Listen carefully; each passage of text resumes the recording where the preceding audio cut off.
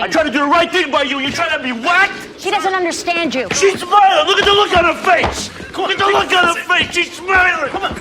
Off me! Look at her face! It has now been more than 25 years since the premiere of the HBO mega hit series, The Sopranos. In total, there were 86 individual episodes, and let's be honest here, each and every one of them was awesome. There is a reason that The Sopranos is widely viewed as the greatest television series of all time. And while the whole is greater than the sum of its parts, all of those parts were damn good on their own, the average being far, far superior for even most prestige shows. So what were the top 25 episodes during the long and illustrious history of the HBO mega hit series, The Sopranos? Top is of course hard to define, but without further ado, number 25, All Happy Families.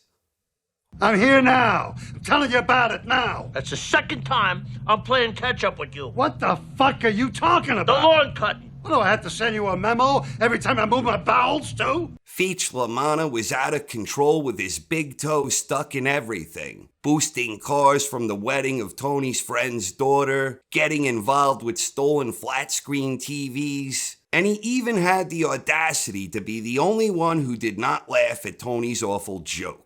Tony had figuratively robbed his card game all over again, and ultimately we saw the demise of the man, the myth, the legend, the one and only Feech LaManna. Tony had learned his lesson from the Richie Aprile debacle, and the audience learned a lesson about how the new generation of mobsters was not like the old. We also witnessed the deaths of Lorraine and Jason. Artie and the two Tonys explained the meaning of a Dutch oven to a bewildered AJ. Carmela began her mutual flirtations with Wegler. And Tony bought some expensive toiletries for a perturbed Dr. Melfi. As an added bonus, we got to see AJ with no eyebrows, and Tony having no idea he had no eyebrows. Number 24, Kennedy and Heidi. Sniveling, lying drug addict? That's the worst kind of bet.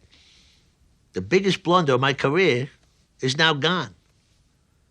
And I don't have to be confronted by that fact no more. Tony kills Christopher at the beginning of the episode, and by the end he thinks he's got it all figured out. The episode is both a culmination of all that came before it and unique on its own, plot-wise and character-wise. Chrissy comes to the only possible end for his character, an addict, a mobster, and ultimately too much of a liability for Tony to keep around any longer, and so he takes his chance and kills him. It was the biggest blunder in a long and illustrious criminal career filled with blunders. Tony himself engages in something of a vision quest, which can also be seen as a continuation of his quest to find himself. Only this time, instead of parroting what others have said, from Melfi to the existence of the dinosaurs, he figures it out for himself in a peyote-induced stupor. Is anyone surprised that his realizations quickly fade and he returns to his usual self in short order? Number 23, Nobody Knows Anything. That sneak from Manhattan? Johnny Sack? Johnny Sack was here? With his mohair suits and his shoe lifts. Suits? Pleurisy? The understated wrath of Tony's own mother was on full display here. Livia winds Junior up, telling him Tony's capos are all in the nursing home, and Johnny Sack was there too. The manipulation set Junior off, with all of the insecurities that came with the man who lived in the shadows of his more formidable kid brother, only to find himself in the shadow of his son. Bompensero has back issues and is correctly suspected of being a rat, where he won't even take his clothes off at the spa with Paulie. Vin, the degenerate gambler dirty cop, commits suicide jumping off a bridge, closing a story that illustrated the depths of mob influence, one that we will see unfold in more detail as the series progresses. After Vin's death, Tony concludes that it was Jimmy all along, and that he was the real rat and that Vin merely had, quote, the two fat fucks mixed up. Number 22, Funh House. Did you guys eat the same thing at the Indian restaurant? Well, we both had the papadums, but different courses. Both had the papadums, different entrees. I'm talking about food. Tony is ill with food poisoning, and while it is unclear whether the culprit was Artie or the Indian food, Tony blamed his good pal Artie. Tony's friend Pussy is called in as an unwitting witness for Artie, and throughout Tony's David Lynch-like dreams that fueled the battle against his food-poisoned body, Tony ultimately puts the pieces together and comes to the realization that it was Bompensero all along. This led to the demise of Sal Bompensero, where the betrayed trio of Tony, Silvio, and Paulie figuratively sent him into witness protection. One of the more interesting storylines that was being developed in this episode involved the stolen airline tickets. But this one understandably got cut short when Nancy Marchand sadly passed away before filming for season 3. But Pussy was a beloved character, and his demise, while predictable, was still very well executed. Number 21, Pomi. Ralphie Cifaretto's horse is sick, and they can't find him. So somebody's got to go down there and pay the vet. Down where? A racetrack. It's a racehorse? This episode saw the introduction of Ralph's horse Pomi, and that horse would become a kindred spirit to Tony. Tony's love of animals comes back into the forefront, where Pomi, like the ducks before her, helps Tony rationalize the idea that he is basically a good man. But even here, his driving motive is on full display, as he greedily taxes Ralphie for his share of the winnings, and he hits him even harder the next time around. When Pomi falls ill and Ralphie refuses to pay the vet, Tony rushes to the stables. For Tony Soprano, it never got any better than that magical night he spent with Pomi and the goat. We also got to see Vito break a chair, Adriana trying to sit in the same chair, and what kind of likeness is that? As an added bonus, we got to see Janice cockblock JoJo in the battle for the enormous prize that was the one and only Bobby Bacala. Number 20, Commuteatory. Commendatore. You are already checked in. Commendatore. Like a commander. I like that. That's respect. Italy, dude. Italy. This was the episode where Tony went to Italy with Paulie and Christopher. We got the introduction to Furio, we see Chrissy on drugs the whole trip, and Paulie was no use at all. The most memorable aspect of this episode was Tony and the lady boss Annalisa, where the two reached a compromise that would send Furio to work for Tony in exchange for a better price on the stolen cars. Tony was solidifying his position and expanding his empire in the aftermath of his victory against Uncle June and his mother, who was dead to him now. Meanwhile, the pressure is mounting on Bompensero as he is being strong-armed by the FBI in a dangerous game that sees Sal take out one of the greatest Elvis impersonators of all time. As an added bonus, we get to see a resentful Carmela pout about Tony not taking her to Italy one moment, then trying to convince Angie not to divorce Sal because of his uncaring disinterest. Number 19, another Toothpick. I'm worried about my father. He can't do this. He's been retired for 7 years. What's this, we're in the Navy? It's not that. This was a proud man, Junior. A lot of interesting stuff happened in this one, making one of the special appearances and arcs a fan favorite. Tony and Carmela have a joint session with Dr. Melfi to open the episode, which not surprisingly turns into an utter disaster, but that's only the start of Tony's day. He gets pulled over by a self-righteous cop on the way home, who gives him a ticket and starts a vendetta, which, typical of Tony, quickly turns into a racial issue because of Meadows' relationship with Noah. In a microcosm for Tony's dilemmas in the entire show, he alternates between feeling bad for the cop, angry at him, seeking revenge, and then ultimately screwing him in the end.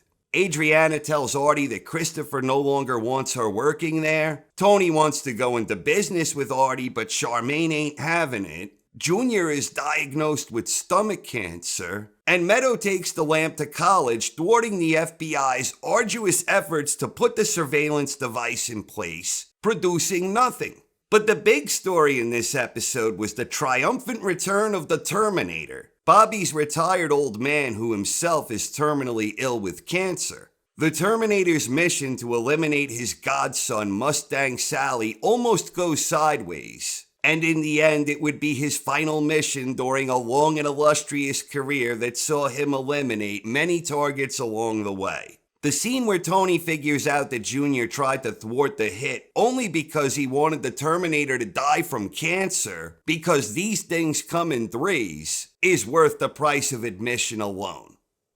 Number 18. The Test Dream. You can't have your horse in here. Why not? Are you kidding me? The smell, and shit all over the place. We'll clean up after her. You always say that. After Valentina got badly burned in a cooking accident while making some food for Tony, he ultimately checks into the Plaza Hotel. From there, a bizarre, trippy, Lynchian dream unfolds, where Tony's subconscious is trying to tell him that Tony B is about to do something drastic. Deep down, Tony knows his cousin well, and he knows that Tony B is going to be out for vengeance after his pal Angelo is whacked in the war for succession between Johnny Sack and Little Carmine. Sure enough, Tony is later informed that Tony B killed Billy Leotardo and wounded his big brother Phil. As an added bonus, we got to see Tony mounted on a horse, one of the classic bits of imagery from the classic show. Number 17. Where's Johnny? Your father never had the makings of a varsity athlete. Oh, what the hell's with you? What? It's not true. I led it in football.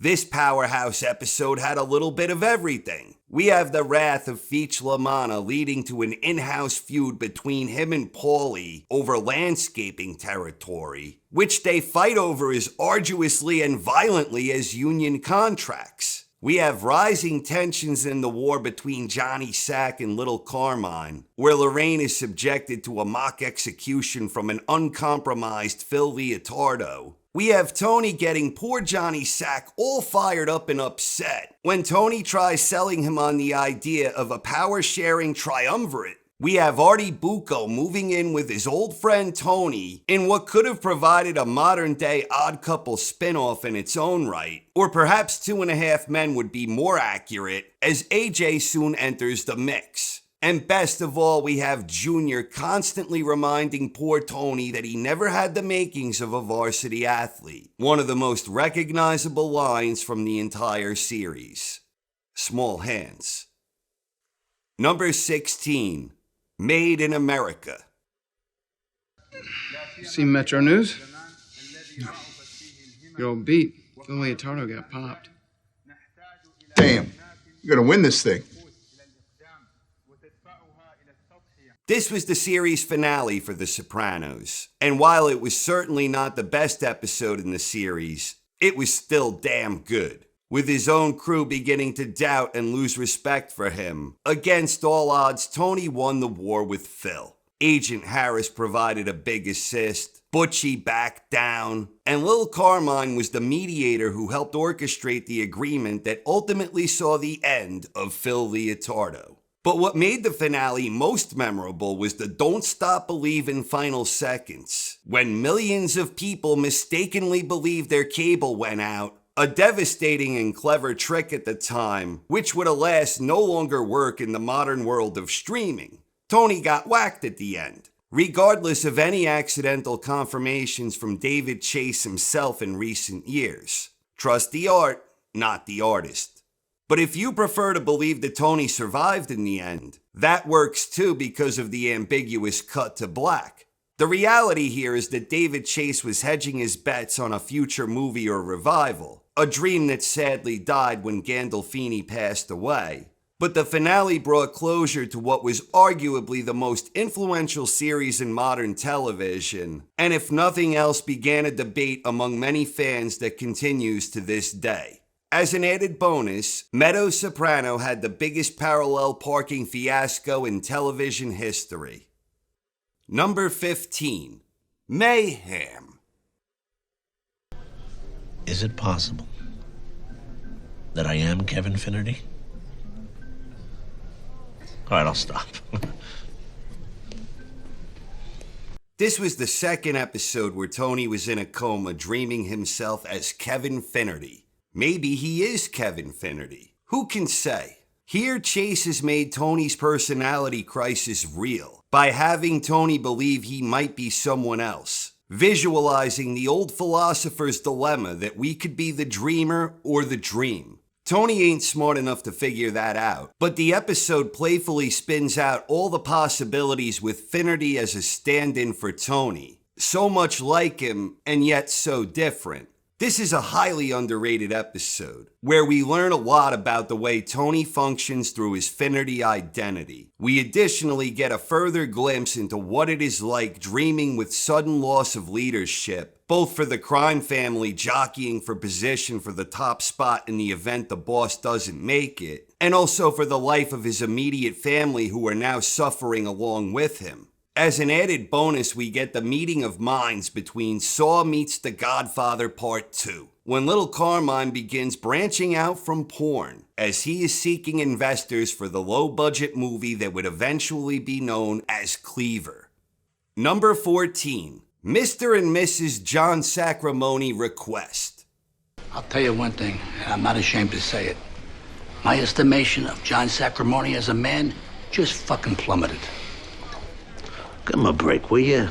Who doesn't love a monster-budget Italian wedding in a mob story? Following the rich tradition that was perfected in The Godfather, we are treated to the wedding of Johnny Sack's daughter and all the accompanying fun and drama that comes with the territory. In a reversal of expectations, Tony reluctantly agreed to do Johnny a favor on the day of his own daughter's wedding. When Sacramone breaks down after being escorted away from his daughter's wedding, Phil's estimation of him as a man just plummeted. Chase also manages to make the FBI look like complete assholes, as we sympathize with Johnny Sack, even knowing he's a degenerate scumbag criminal. A fundamental trick the show relies upon given how detestable all the characters truly are, made clear in a single episode. As an added bonus, we get the introduction of Muscles Marinara, and we also get to see Vito dressed up like the motorcycle guy from the Village People, providing seeds that will come to fruition in the future.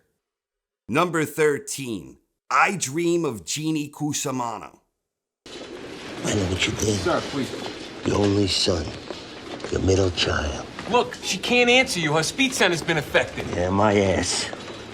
This episode had a little bit of everything. Jimmy getting whacked for being perceived as a rat. Carmela having a breakup of sorts with Monsignor Jughead after she catches him eating Rose's tasty dish. And Artie discovering that Tony was behind his restaurant getting torched. The real story in this episode, however, is the culmination of everything that was going on between Tony and his mother, and by extension, the culmination of Tony's topsy-turvy sessions with Dr. Melfi, who was forced to go into hiding because of her affiliation with Tony, a sequence that leads to the death of one of her other patients, suggesting for the first time that her motives in treating Tony are not entirely pure, and she has her own issues with powerful men. But before she goes into hiding, she advises Tony that it was his mother all along. Uncle June winds up getting arrested. Tony wants to kill his mother, but in the end, Tony and his family enjoy a merry family meal at Artie's new restaurant on that fateful rainy night. Number 12, Luxury Lounge. That luxury lounge thing, can you get me in there? I don't know. My publicist handles all that stuff. So, can you call him? I don't know how my publicist can help you, you know? All right.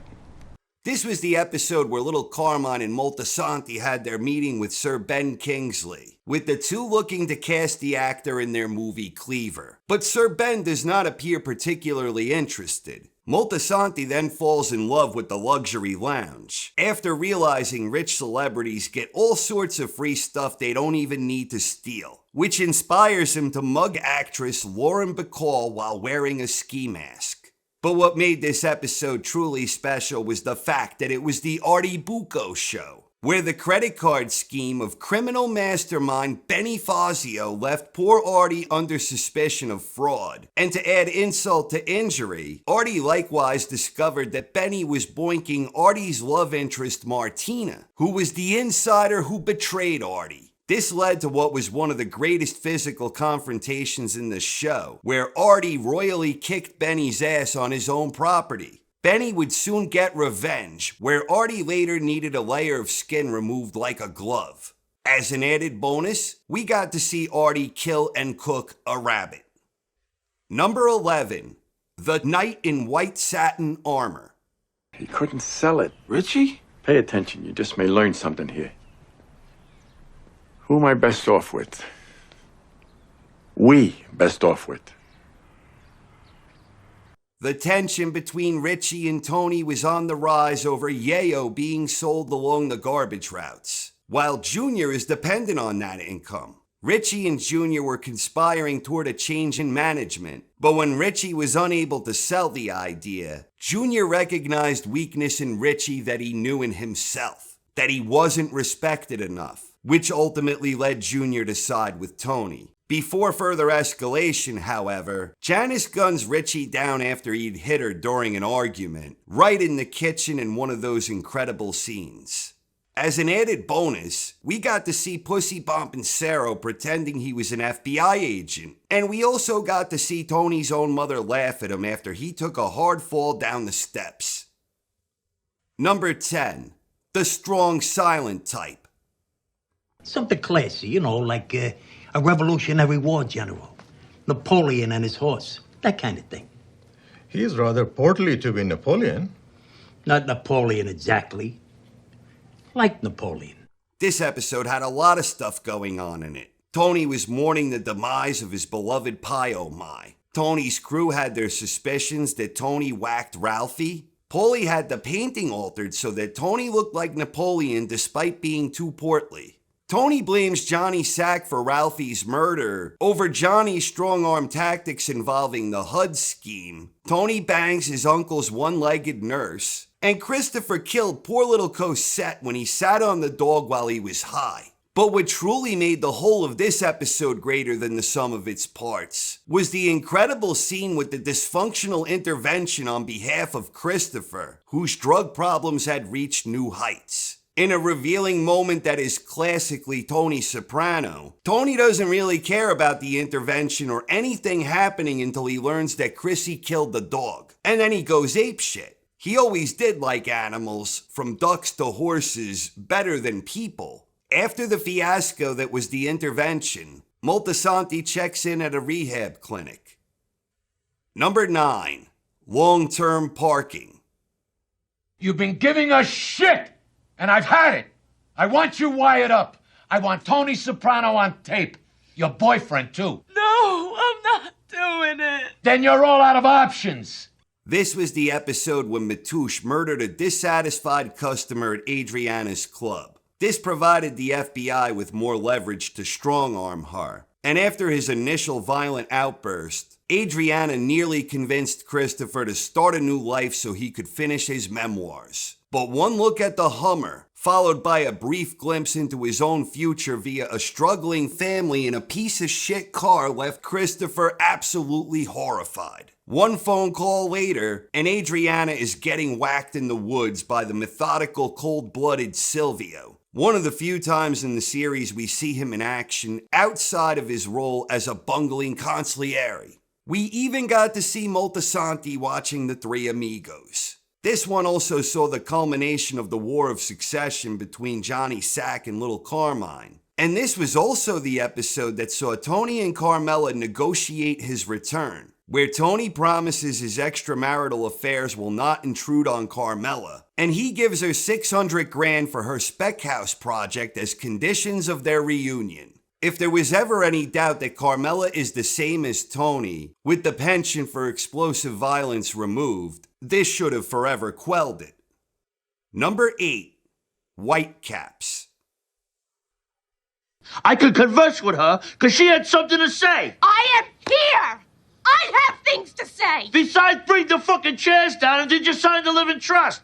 This one begins with the promise of a new life with a new summer home in Seabright, but it ends with Tony and Carmela's boiling tensions reaching an explosive climax. James Gandolfini and Edie Falco exhibited tremendous acting talent throughout the entire series from start to finish, but in this particular episode, they both took things to the next level. It was a fine display of powerhouse acting from the dynamic duo, and their on-screen chemistry provided an epic episode for the ages during the long, rich history of television. Rarely, if ever, has a fight between a husband and wife seemed so real, as if it were more documentary of a disintegrating marriage than fiction. There were other outstanding elements in this one, not limited to Tony besting the attorney who sold him the home in Seabright. Number 7. Marco Polo. That miserable fucking man. Oh. You don't know the half. Relax. I'm fine with knowing. In my age, it's surprise enough to be able to get out of bed every morning. As incredible as their breakup episode was, their initial reconciliation was an equally incredible episode for entirely different reasons. This one centers around Carm's father's 75th birthday celebration bash. Tony was reluctant to attend given his estrangement from Carmela, but ultimately gave in, partially because Carm's father wanted him there more than almost anyone else, and partially just to stick it to Carmela herself. The iconic image of Tony marching around like the king of the Gavones wearing a sausage necklace carried the episode to a fun, enjoyable, and relatable place. Carm's mom was mighty embarrassed that poor Dr. Figoli was subjected to Tony's uncouth ways. But Carm is reminded of all of Tony's positive qualities that first attracted her to him to begin with. As an added bonus, Artie Bucco gets ridiculously drunk, Tony B whacks Joey Peeps, and Phil Leotardo complained to Angie that his seat was askew. Off kilter. Number 6. Employee of the Month. No feeling has ever been so sweet as to see that pig beg and plead and scream for his life because the justice system is fucked up, Elliot. This was a dark emotional roller coaster of an episode. The one where Melfi gets attacked and a chain of custody issue allows the culprit to go free. What made this episode so powerful, to the point it's still discussed to this day, is because it asked a lot of very difficult to answer questions for us as an audience. What would you do if you were in Melfi's situation? Is mob justice worth it when regular justice has been denied? Employee of the Month was a powerhouse Sopranos episode that will forever live in the hearts of Sopranos diehards, because no matter how many times we watch it, we still want her to tell him, even when we already know that she won't. It culminated with a perfectly frustrating ending to a perfectly told story, a self-contained work of art in its own right during the long, rich history of The Sopranos. Number 5. Soprano Home Movies. That night in the crowd in the parking lot at Pizza World, when I took Dominic Tedesco. I don't even know your name, but I remember our eyes met, and you were blown away. I was in fucking high school. They may officially call it episode 13 of season 6, but it will always be the season 7 premiere in my eyes. And it was a damn fine episode, fitting to kick such a quality show off for its final run. After getting hit with gun charges, Tony and Carmela head upstate to visit with Bobby and Janice to celebrate Tony's birthday. This was another fun episode where, as an audience, we felt like we were a part of the family, even as we know this family has far too much baggage to simply enjoy a vacation. Sure enough, all hell breaks loose when Tony decides to be a complete asshole, taunting and insulting his sister during a drunken game of Monopoly. These players were having a debate over the free parking rule and how much time the Parker brothers took to think everything out. Tony and Janice began bickering at each other, and then Bobby schooled Tony to defend Janice's honor in what was undoubtedly the greatest physical altercation in the show. Typical of Tony, he goes from claiming that Bobby kicked his ass fair and square to insisting he was sucker punched. Tony, however, soon shows him who's the boss when Bobby is ordered to finally pop his cherry and make his first hit. In Canada, of all places. As an added bonus, we got to see Tony hang up on Moltisanti after he extended his belated birthday wishes. Number 4, The Wait. I'll ask for 200 grand. 200 grand for insulting my wife. What's next, Carmine? You get the fucker for $1 million? He wants the fucker? I'm making a point. I'm talking about my wife's honor here. My honor. The 95-pound mole that shook up the mob world, making it clear once and for all that these guys simply can't take a joke. Think of it as the mob version of the butterfly effect. A little joke leads to big shit happening. Johnny Sack is all fired up that Ralphie made a joke about the size of Ginny Sack's ass. A joke that was pure Ralphie, and we couldn't imagine it being said by another character. Carmine and Uncle June were perplexed. They didn't get the joke, though why remains a mystery. Johnny perceived the joke as an act of dishonor that deserved death, whereas Carmine simply saw it as an off-color remark that needed taxing. Everything in the mob comes down to murder and money, even a little comedy. But the wrath of Johnny Sack would not be contained. And this led to the greatest scene featuring Carmine, who was easily one of the most interesting mobsters in the show. In the end, neither Johnny Sack nor Ralphie was whacked, and the issue was ultimately put to rest. There was a lot of money on the line, which solves most problems with this crew. As an added bonus, the brewing forbidden romance between Carmela and Furio reaches magical new heights, in what was undoubtedly the most romantic moment ever shared by any two characters in The Sopranos. Number 3. Pine Barrens. The guy you're looking for is an ex-commando. He killed 16 Chechen rebels single-handed. Get the fuck out of here. Yeah, nice, huh? He was with the Interior Ministry. Guy's some kind of Russian Green Beret.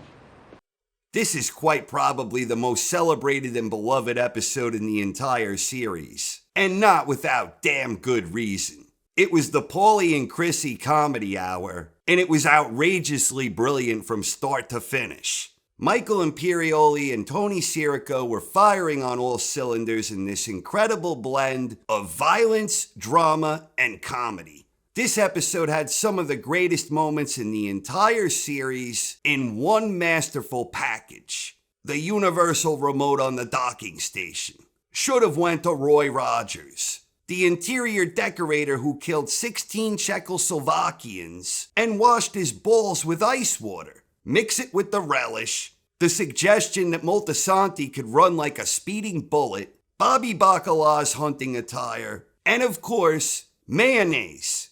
Mayonnaise! This episode also perfectly encapsulated the genius of the writing. Overall, when characters that aren't that bright somehow manage to combine into truly clever, creative moments. Paulie is told that their target worked for the Interior Ministry, and he interprets that as an interior decorator, prompting a baffled Chrissy to declare that his house looked like shit. As an added bonus, we got to see Gloria throw a roast beef at Tony's head, and Uncle June assumed he must have been eating steak. Number 2. Whoever did this. Don't give me that look. It was a fucking horse. What are you, a vegetarian? You eat beef and sausage by the fucking carload. I'll kill you.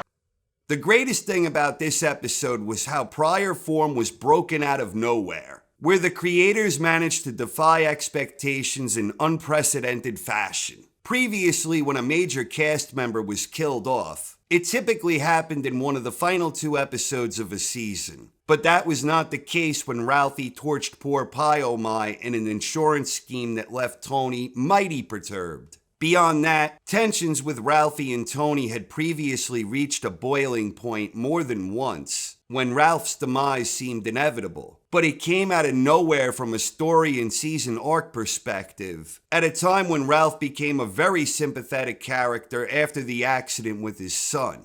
As a credit to the genius of the show, came out of nowhere means it emerged from a moment of pure, unexpected anger. It was surprising in the way it happened and when it happened, but you did not doubt the realism of the scene for a single second, as their argument escalated over whether or not Tony eats beef and sausage by the carload. In other words, it was like real life on steroids, where our expectations are often undermined and we do things we can never take back in a moment of passion. After Tony killed Ralph with his bare hands, we got the added bonus of Tony needing to rely on his junkie nephew to help fix the scene, where Tony was angered by Chrissy's inability to operate the machinery. And finally, number 1, the Blue Comet. Where should I go? Where are you going to go? The house you just bought, the estate sale. Go there. Jesus. All right, then a hotel then. It doesn't fucking matter. Okay. What made this episode truly extraordinary was the back-to-back 1-2 punch that was exquisitely executed. Let me tell you a couple of 3 things. Phil Leotardo has had enough, and he wants to decapitate and do business with whatever's left. Tony gets tipped off by Agent Harris and thinks he can strike first, but his crew is incompetent and that does not happen. Instead, Bobby gets gunned down at a hobby shop, and Silvio is badly wounded in the Bing parking lot. For a show that typically moves at a deliberate pace, and despite the fact the mobster characters were all degenerate low-life scumbags, it was a real gut punch watching the demise of 2 of the most beloved characters on the show, back to back and belly to belly as it were. Tony appeared to be next in line, but Phil's crew wasn't overly competent either. The haunting ending of Tony grasping his birthday present from Bobby in the final moments. This could have easily acted as both a logical and satisfying finale for the series. It was a shame to many that they didn't just end it here and leave Tony's fate unknown.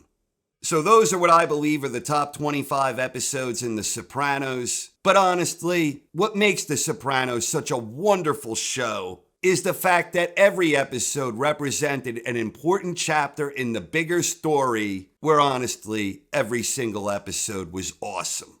But for my 2 cents, those were the top 25 episodes during the long, rich history of The Sopranos. Thank you very much for watching, everyone. I hope you enjoyed, and have a wonderful night. Look at your face.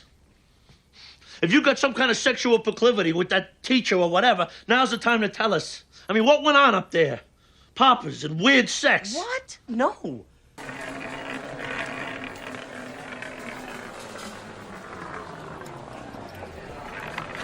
It's the same principle as the solar system. I got high blood pressure, you fucking idiot. I go in there, I can check the fuck out. My doctor mentioned steam and sauna specifically as no-nos. He said, stay the fuck away from heat.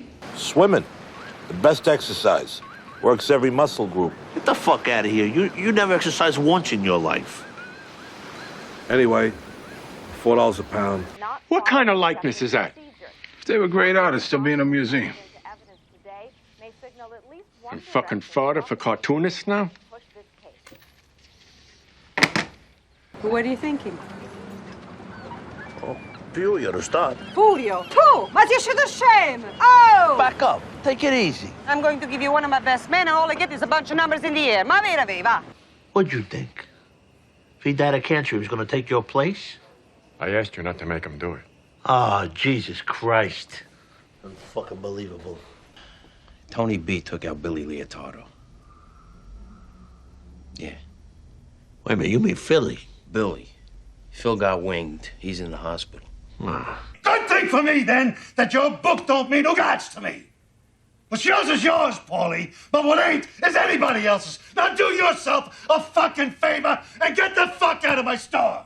Yeah, I know, but Jesus, you gotta... Richie April, Ralphie MIA, Vito, and who knows what the fuck with Carlo and Gigi. Gigi died taking a shit. Michael Myers is an escaped mental patient.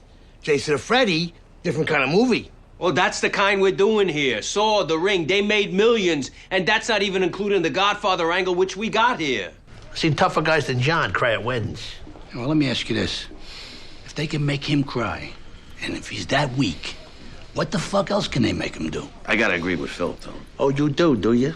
I have a life. I have patience. Well, you tell him August came early this year. It doesn't work that way. I have patients who are suicidal. Well, they're not gonna feel any better about their life if you get clipped. Jesus fucking Christ. We wanted to surmise your interest and then tailor the part to your specificities. No one plays a tough, ruthless, hard-hearted prick like you do. You got it down, trust me. I take that as quite a compliment. What was your plan for that? That was the beauty part. I didn't even use my own car. I switched with my son. You hit a fucking 7-Eleven clerk. How is he? In a coma. Fuck. Look, it doesn't change anything. But I can verify that he was sick for a little while. Still, this thing with the dog. How could you not see it on the chair? You getting emotional, Tony? That's because I know what it's like to lose a pet. You motherfucker. Hey, take it easy. This is how you leave me? When I'm almost burned to death cooking you a fucking snack? Come on, honey. You could have just as easily been making yourself something to eat. So let's just lie down. We'll calm down. Get your hands off of me! Don't you touch me ever again. Oh, Ronnie, put me down. It looks like you could use a dip. No, don't you. I'm serious. One. AJ. Two. No, Tony, don't.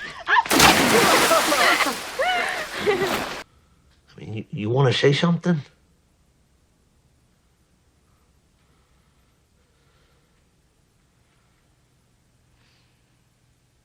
No. You probably don't even hear it when it happens, right? There's your friend in there on the wall. Listen to us. Morbid fucks. A mole on her ass? What's the joke? I still don't get it. Well, it's not a joke per se. It's... You had to be there. Real lack of standards, your generation. You're not gonna believe this. He killed 16 Czechoslovakians. Guy was an interior decorator. His house looked like shit. What are you doing? Get out! Get out! Come on, get out! Get out! You see, this is what I'm talking about. That shit fucks up your hand-eye coordination. You never see a Blue Comet in that condition. I mean, look at the coaches. Every window still lights up. If that train still ran New York to AC, Atlantic City would be a much different place today. Don't stop. You know, Quasimodo predicted all this. What have you been eating, steak? No. I don't know. I need to borrow a shirt.